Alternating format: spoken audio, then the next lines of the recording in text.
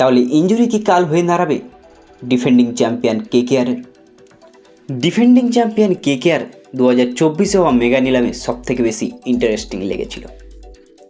তার কারণ হচ্ছে তারা তাদের আইপিএল জয়ী ক্যাপ্টেন শ্রেয়স আইয়ারকে, যে কিনা কলকাতাকে তৃতীয়বারের মতো চ্যাম্পিয়ন করেছিল, সেই শ্রেয়স আইয়ারকে তারা দল থেকে ছেড়ে দিয়েছিল, রিটার্নও করেনি। সবাই ভেবেছিল হয়তো শ্রেয়স আইয়ারকে হয়তো নিলাম থেকে আবারও দলে ফিরিয়ে আনবে, কিন্তু শ্রেয়স আইয়ারের পিছনে কিন্তু তারা যায়নি, তারা গিয়েছিল ভেঙ্কটেশ আইয়ারের পিছনে। আর সবথেকে বেশি ইন্টারেস্টিং বিষয় যেটা সবাইকে অবাক করেছিল, ভেঙ্কটেশ আইয়ারকে 23.75 কোটি টাকা দিয়ে কেনা।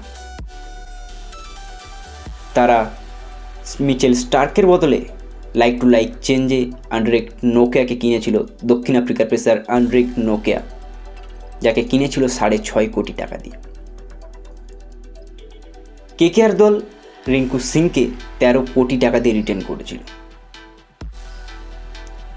কেকেআর 2024 হওয়া মেগা নিলামে 119.95 কোটি টাকা খরচ করেছে। আর সেই 119.95 কোটি টাকার মধ্যে 43.25 কোটি টাকা এখন টেনশনের বিষয় হয়ে দাঁড়িয়েছে কেকেআর দলের, কেকেআর ম্যানেজমেন্টের। কেকেআর দল এখনও পর্যন্ত তাদের এবছরের ক্যাপ্টেন কে করবে আইপিএল 2025-এ সেটা কিন্তু এখনও ঠিক করতে পারেনি কে হবে ক্যাপ্টেন। আর তারই মাঝখানে কিন্তু কেকেআরে আবারও একটি সমস্যার সৃষ্টি হয়েছে। কেকেআরের সবথেকে দামি প্লেয়ার আর এবছরের আইপিএলে তৃতীয় সর্বোচ্চ দামি প্লেয়ার ভেঙ্কটেশ আইয়ার, যে কিনা এখন চোটের কারণে মাঠের বাইরে।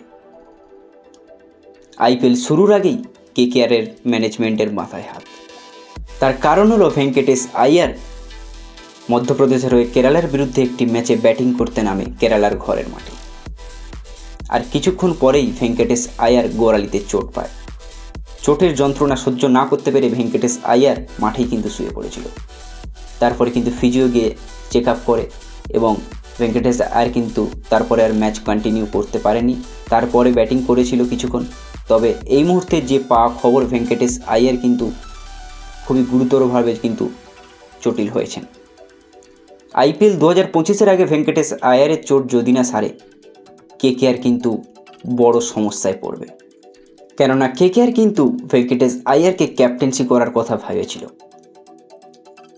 যদি ভেঙ্কটেশ আইয়ার সুস্থ না হয় তাহলে কে করবে ক্যাপ্টেন্সি কেকেআর দলে? আপনার কি মনে হচ্ছে অবশ্যই কিন্তু কমেন্ট করে জানাবেন।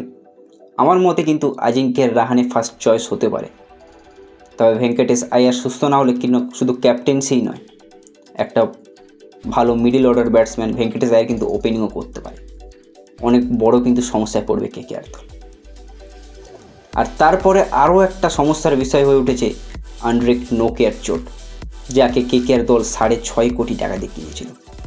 আর পেস অ্যাটাকের ফরেনারদের মধ্যে, বিদেশি প্লেয়ারদের মধ্যে ফার্স্ট চয়েস আন্ড্রেক নোকিয়া, সাউথ আফ্রিকার। আন্ড্রেক নোকিয়া চোটের কারণে বাদ পড়েছেন চ্যাম্পিয়ন্স ট্রফির স্কোয়াড থেকে। বড় সমস্যার মুখে পড়তে হচ্ছে কিন্তু কেকেআর দলকে। 2025 আইপিএল শুরু হওয়ার আগে কেকেআর কিন্তু একের পর এক খারাপ খবর পাচ্ছে। আর তারপরে তৃতীয় যেটা, কেকেআরের মিডল অর্ডারের সবথেকে বিশ্বস্ত ব্যাটসম্যান রিঙ্কু সিং। এখন ইংল্যান্ড বনাম ইন্ডিয়ার যে সিরিজ চলছে, সেই সিরিজে প্রথম ম্যাচে চোট পায় রিঙ্কু সিং, পিঠের একটা কোনো প্রবলেম হয়েছে। তার কারণে কিন্তু দ্বিতীয় এবং তৃতীয় টি20 রিঙ্কু সিং খেলতে পারেনি। রিঙ্কু সিংয়ের চোট কিন্তু অতটাও গুরুতর নয় যেটা জানা গিয়েছে। তবে আন্ড্রেক নোকিয়ার চোট কিন্তু এখন খুবই গুরুতর। তাকে প্রায় 4 থেকে 5 সপ্তাহ কিন্তু রেস্ট নেওয়ার কথা বলা হয়েছে।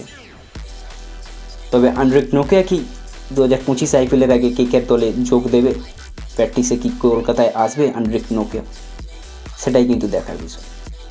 আচ্ছা, আপনার মতে ভেঙ্কটেশ আইয়ার যদি না ক্যাপ্টেন্সি করে, ভেঙ্কটেশ আইয়ার যদি না খেলে, তাহলে কেকেআরের প্লেইং 11 কী হতে পারে? কেকেআরের হয়ে কে ক্যাপ্টেন্সি করবে? অবশ্যই কিন্তু কমেন্ট করে জানাবেন। আর ভিডিওটি ভালো লাগলে ভিডিওতে অবশ্যই একটি লাইক করে দেবেন আর চ্যানেলটিকে সাবস্ক্রাইব করতে ভুলবেন না। চ্যানেলটিকে সাবস্ক্রাইব করুন আর পাশে থাকা বেল আইকনটিকে কিন্তু অন করে রাখুন। তো চলুন, দেখা হচ্ছে নেক্সট ভিডিওতে।